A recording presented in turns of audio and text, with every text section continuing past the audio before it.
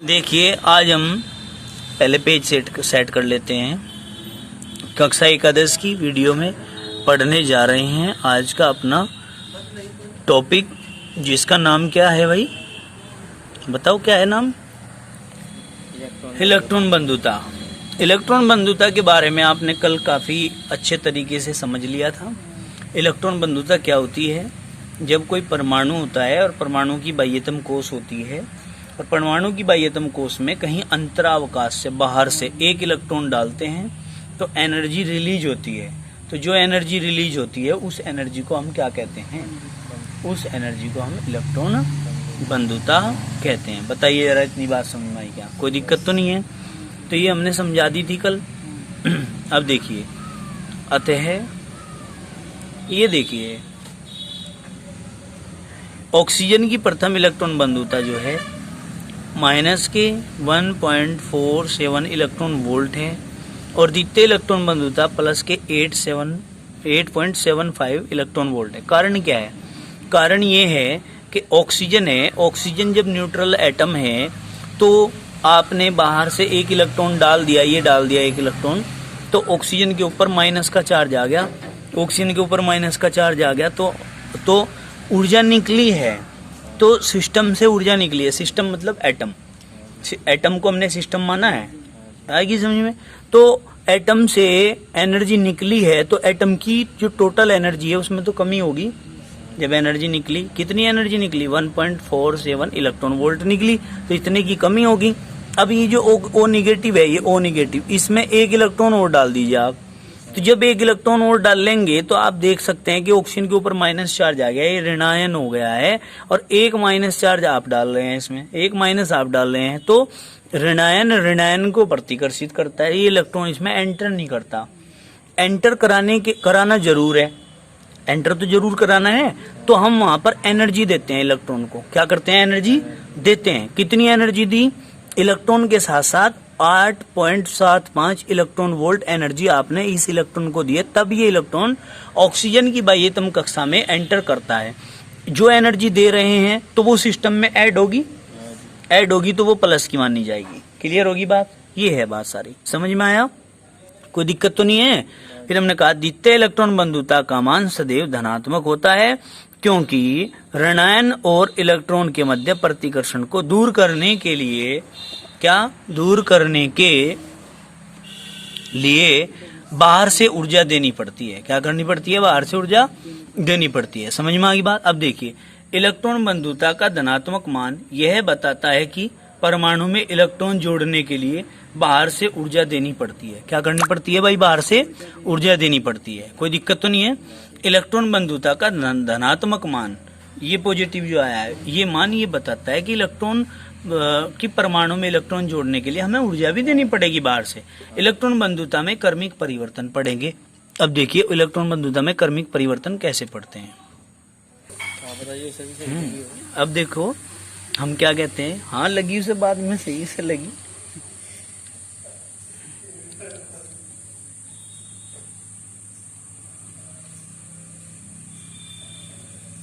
ये क्या है? ये एटम है बेटे। ये क्या है? ये एटम है। अब हम इलेक्ट्रॉन बंधुता पढ़ रहे, देखो वर्ग में पढ़ रहे, किसमें? समझने की है सारी बात। जब हम किसी वर्ग में ऊपर से नीचे की ओर चलते हैं, यानी कि अप टू बॉटम, ठीक है, अप टू बॉटम चलते हैं, तो क्या होता है? कोषों की संख्या बढ़ती जा रही। अब कोषों की संख्या तो ये बढ़ती जा रही, पहले 1, फिर 2, फिर नीचे चले गए, फिर हो गए 3। तो बाहर से इलेक्ट्रॉन डालना इसमें, क्योंकि प्रभावी नाभिकीय आकर्षण बल का मान तो ऊपर से नीचे जाने पर क्या हो गया? कम हो गया। तो ये इलेक्ट्रॉन को कम खींचेगा अपनी ओर, कम खींचेगा तो एनर्जी भी कम ही निकलेगी, कम रिलीज होगी एनर्जी। समझे नहीं बात? तो इसका मतलब ऊपर से नीचे जाने पर इलेक्ट्रॉन बंधुता का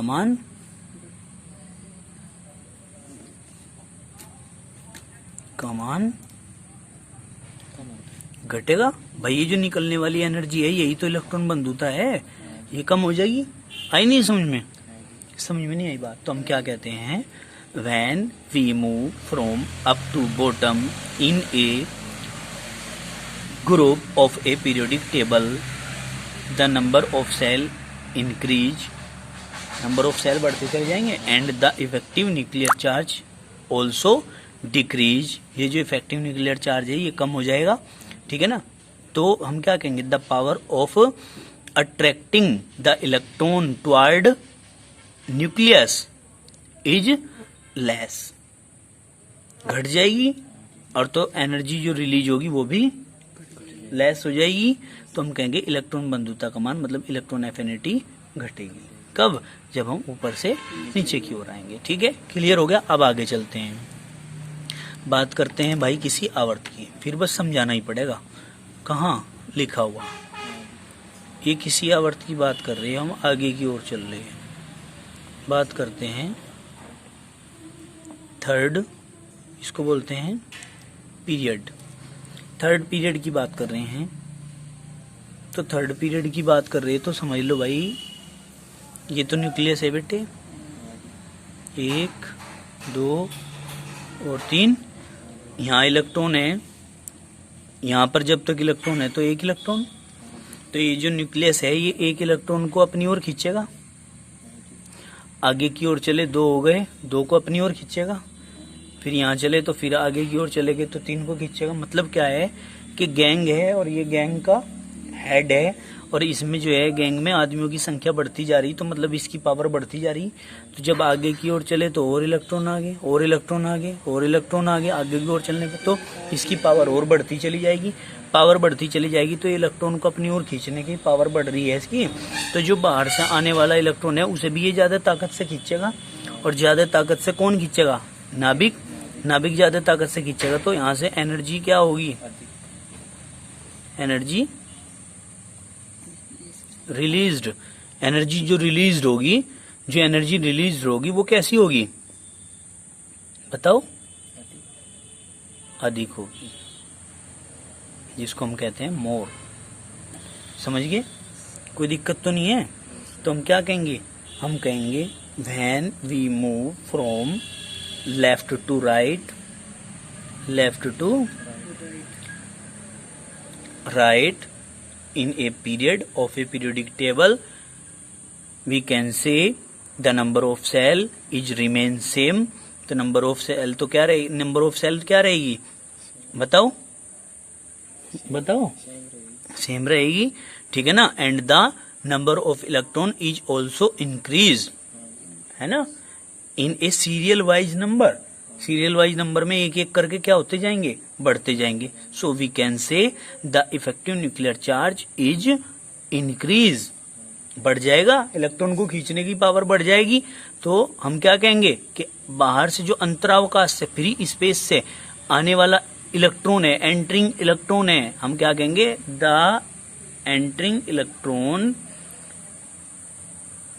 क्या, attract toward the nucleus very high attraction force, तेजी के साथ खींचेगा, तो रिलीजिंग एनर्जी जो होगी वो भी क्या होगी, वो भी ज्यादा हो जाएगी, ठीक है ना। हम क्या कहेंगे, nucleus release the maximum amount of energy, maximum amount में एनर्जी को रिलीज करेगा, इसलिए the electron affinity is increase when we move from left to right. जब हम, अब हिंदी में समझ लो थोड़ा सा, जब हम किसी आवर्त में दाएं से, वो बाएं से दाएं ओर जाते हैं तो क्या होता है भाई बताओ, कक्षाओं की संख्या या आवर्तों की संख्या समान रहती है तथा इलेक्ट्रॉनों की संख्या लगातार बढ़ती जाती है, जिससे प्रभावी नाभिकीय आकर्षण बल के मान में वृद्धि आ जाती है। क्या कहा, प्रभावी नाभिकीय आकर्षण बल के मान में वृद्धि हो जाती है। वृद्धि होने से जैसे जैसे वृद्धि होगी, ठीक है जी, जैसे जैसे वृद्धि होगी तो नाभिक की जो पावर है वो बढ़ जाएगी, जिसको हम इफेक्टिव न्यूक्लियर चार्ज बोलते हैं। प्रभावी नाभिकीय आवेश का मान बढ़ जाता है, जिससे अंतरावकाश से आने वाले इलेक्ट्रॉन को अधिक बल से अपनी ओर आकर्षित करता है तथा नाभिक अत्यधिक मात्रा में ऊर्जा को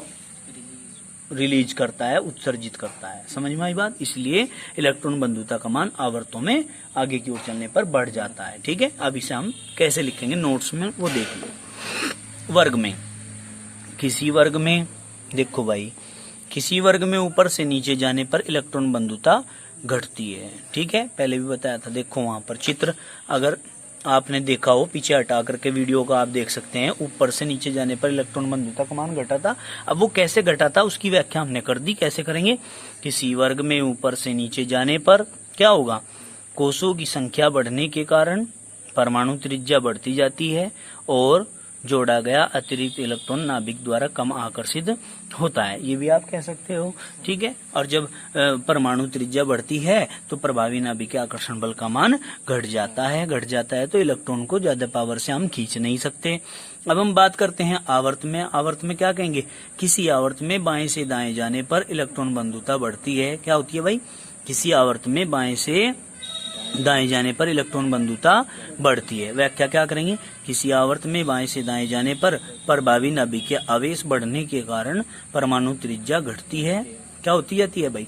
परमाणु त्रिज्या घटती जाती है और जोड़ा गया अतिरिक्त इलेक्ट्रॉन नाभिक द्वारा अधिक शक्ति से आकर्षित होता है। किससे? नाभिक द्वारा अधिक शक्ति से आकर्षित होता है। कोई दिक्कत तो नहीं है। त्रिज्या घट गई, प्रभावी नाभिकीय आवेश का मान बढ़ गया। प्रभावी नाभिकीय आवेश का मान बढ़ गया, तेजी से इलेक्ट्रॉन को खींच लिया अपनी तरफ, है ना? और इलेक्ट्रॉन को अपनी तरफ तेजी से खींच लिया तो ज्यादा एनर्जी निकलेगी भाई। ठीक है, कोई दिक्कत तो नहीं है।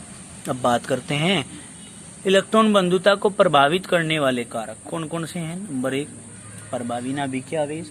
प्रभावी नाभिकीय आवेश मतलब इफेक्टिव न्यूक्लियर चार्ज पढ़ते आ रहे हम, तो हम क्या कहेंगे?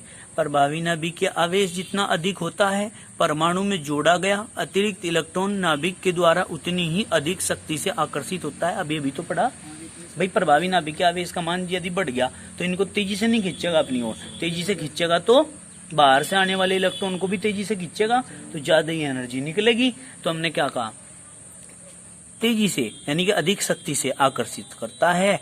प्रभावी नाभिकीय आवेश बढ़ने पर इलेक्ट्रॉन बंधुता का मान भी बढ़ जाता है। ठीक है, इसका मतलब प्रभावी नाभिकीय आवेश इज डायरेक्टली प्रोपोर्शनल टू इसके इलेक्ट्रॉन बंधुता के। मतलब इलेक्ट्रॉन बंधुता का मान बढ़ेगा तो प्रभावी नाभिकीय आवेश का मान बढ़ेगा। प्रभावी नाभिकीय आवेश का मान घटेगा तो इलेक्ट्रॉन बंधुता का मान भी घटेगा। समझ में आई बात? समानार्थी हैं दोनों। अब आगे चलो, परमाणु का आकार। परमाणु के आकार में क्या है बेटे? सिंपल सा मैं वैसे ही बता दूं पहले तुम्हें। परमाणु का आकार यदि छोटा है तो तेजी के साथ इलेक्ट्रॉन खींचा जाएगा नाभिक के द्वारा। तेजी के साथ खींचा जाएगा तो ज्यादा एनर्जी निकलेगी। मतलब परमाणु का आकार छोटा है अगर तो इलेक्ट्रॉन बंधुता का मान ज्यादा होगा, और अगर परमाणु का आकार बढ़ेगा तो इलेक्ट्रॉन बंधुता का मान घटेगा, कम हो जाएगा। ठीक है, परमाणु का आकार बढ़ने पर, देखो यहाँ क्या लिखा है इसमें, बढ़ने पर क्या कहेंगे? ये कॉपी भी ऐसी होगी। परमाणु का आकार बढ़ने पर संयोजी कोश की नाभिक से दूरी बढ़ जाती है, जिसके कारण जोड़ा गया अतिरिक्त इलेक्ट्रॉन नाभिक के द्वारा कम शक्ति से आकर्षित होता है। अतः परमाणु आकार बढ़ने पर इलेक्ट्रॉन बंधुता घटती है। निचोड़ की, निष्कर्ष की ये बात आ जाती है। ठीक है, वो जो दूसरा रजिस्टर है वो आरजू बहन जी लेगी स्कूल में से। ठीक है, अब उसके बाद हो गया लॉकडाउन, वो लॉकडाउन में लेगी। अब लॉकडाउन नहीं चल रहा, अब वो क्या है, वो घर ले गया, वो बेचारी ला नहीं पा रही उसे। कोई बात नहीं बेटे, तुम पढ़ो जाओ, हम भी अपना काम चला ही रहे जैसे कैसे करके, है ना। पर पढ़ो जाओ मेहनत से। कोई समस्या यदि होती है तो अपनी समस्या को विद्यार्थियों को बताना चाहिए। अब मैं ये कह रहा हूँ, जो भी हमारे विद्यार्थी इन वीडियोज को देख रहे हैं, कम से कम वो अपना मैसेज तो रिप्लाई कर दिया करें कि सर इस वीडियो को देखने के बाद हमें कैसा लगा, क्या चीज समझ में आई, क्या नहीं आई, कुछ बताते ही नहीं है। इसका मतलब ये है कि आप लोग वीडियो नहीं देखते।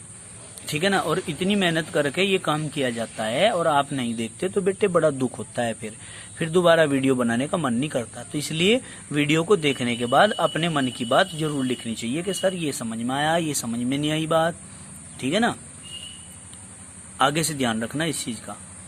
मैसेज जरूर रिप्लाई करना आप भी घर जाके। देखो उपकोष की प्रकृति, उपकोष की प्रकृति क्या है भाई? एस उपकोष तो छोटा होता है, तो एस उपकोष छोटा है तो इलेक्ट्रॉन को तेजी से आकर्षित करेगा। यहाँ तो तेजी से आकर्षित करेगा तो क्या होगा? ज्यादा ऊर्जा निकलेगी, तो मतलब इलेक्ट्रॉन बंधुता का मान यहाँ ज्यादा होगा। पी उपकोष का मान थोड़ा सा बड़ा हो गया, यानी कि एस उपकोष से थोड़ा बड़ा है और नाभिक से थोड़ा सा दूर है, थोड़ा सा दूर है नाभिक से, तो थोड़ी कम ताकत से इलेक्ट्रॉन को अपनी ओर अट्रैक्ट करेगा क्योंकि दूरी बढ़ गई, तो इसकी इलेक्ट्रॉन बंधुता थोड़ी सी और कम हो गई। फिर बात करते हैं डी की, तो डी उपकोष तो थोड़ा सा और बड़ा हो जाएगा, थोड़ा सा और बड़ा हो जाएगा तो त्रिज्या भी परमाणु की थोड़ी सी और ज्यादा हो जाएगी, थोड़ी सी त्रिज्या ज्यादा हो जाएगी तो इलेक्ट्रॉन को खींचने की पावर थोड़ी कम हो जाएगी, और थोड़ी पावर कम हो जाएगी इलेक्ट्रॉन को खींचने की अपनी तरफ, तो ऊर्जा भी थोड़ी कम ही निकलेगी। तो इसका मतलब थोड़ा मान घटता जा रहा है। एफ का सबसे बड़ा मान होता है उपकोष की बात करें तो एफ उपकोष का मान सबसे बड़ा होता है, यानी कि त्रिज्या सबसे बड़ी होगी एफ उपकोष वाले परमाणु की, तो ये उतनी सबसे ही कम एनर्जी से जो है इलेक्ट्रॉन को अंतरावकाश से अपनी ओर खींचेगा, और अपनी ओर खींचेगा सबसे कम ताकत से, तो सबसे ही कम ऊर्जा निकलेगी। तो इसका मतलब ये है कि जो ज्यादा निकट होगा उसकी इलेक्ट्रॉन बंधुता का मान ज्यादा होगा, और जो परमाणु के नाभिक से थोड़ा सा दूर होगा, ज्यादा दूर होगा, उसकी त्रिज्या का मान भी थोड़ा सा बढ़ जाएगा, और उतनी ही उसकी क्या हो जाएगी? इलेक्ट्रॉन बंधुता का मान घट जाएगा कहियो आप हैं। अब देखो किसी कोष का उपकोष नाभिक के जितना निकट होगा उसमें अतिरिक्त इलेक्ट्रॉन को जोड़ना उतना ही आसान होगा। अतः एक ही कोष के विभिन्न उपकोषों में अतिरिक्त इलेक्ट्रॉन जोड़ने पर इलेक्ट्रॉन बंधुता का मान निम्न क्रम में होगा। बस तुम ये समझ लेना, ठीक है भाई। अब देखो उपकोषों में इलेक्ट्रॉन बंधुता का घटता क्रम भी है। ये क्या है भाई? उपकोषों में इलेक्ट्रॉन बंधुता का घटता क्रम भी यही है, ठीक है भाई, समझ गए? लो इसे जूम सा कर लो थोड़ा सा। क्या कहा? उपकोषों में इलेक्ट्रॉन बंधुता का घटता क्रम कौन सा? सबसे ज्यादा किसका? एस का, फिर बी का, फिर डी का, और फिर एफ का। क्लियर होगी बात? चलिए फिर जूम कर लो, छोटा कर लो इसको, थोड़ा सा दिख जाएगा हमें पूरा। अब देखो विन्यास की प्रकृति। विन्यास की प्रकृति क्या है भाई? इसे भी देखो।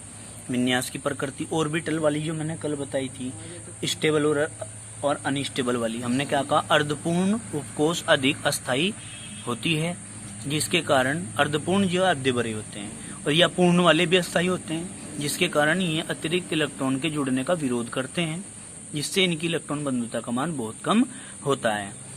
ठीक है, ये तो अर्धपूर्ण वाली बात होगी। Electron affinity is greater than EA1, ठीक है, कोई दिक्कत तो नहीं है।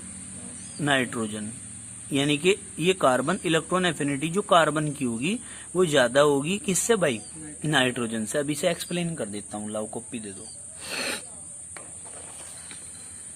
कैसे इस बात को हम कैसे कहेंगे? देखो भाई, कार्बन है नाइट्रोजन है, कार्बन का 1s2 6 होता है ना, इसका 2s2 2p6। नाइट्रोजन का 7 होता है बेटे, 1s2 2s2 और 2p कितना होगा बताओ?